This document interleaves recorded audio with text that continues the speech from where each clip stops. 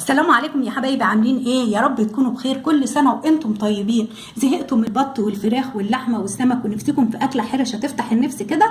طب يا ريت تجربوا الفطار ده، هيعجبكم جدا. دي جبنه قديمه عاملينها في البيت، وكمان حاطين عليها طماطم وخيار وفلفل حامي او بارد حسب انت ما تحبي. وده طبق فول تحفه كده بالطحينه، احنا عاملينه في البيت. جربوا الحاجات دي هتعجبكم جدا. وكمان طبق بدنجان على طماطم مخلله روعه، وكمان قطايف محشيه جبنه عاملينها في الفرن من غير ولا نقطه زيت، تحفه جدا. جربوه ان شاء الله هيعجبكم. انا عامله الفيديو ده على القناه اللي حابب يشوفه. وكمان يا حبايبي فيه خيار وطماطم كده ومخلل كده زي ما انتم شايفين عاملينه في البيت.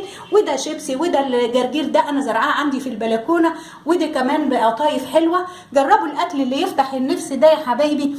ادخلوا على القناه، كل الحاجات دي موجوده على القناه ان شاء الله هتعجبكم جدا. تغيير من الاكل من اللحمه والسمك، مفيش مانع في نص الاسبوع ان احنا نعمل اكله حرشه كده تفتح النفس.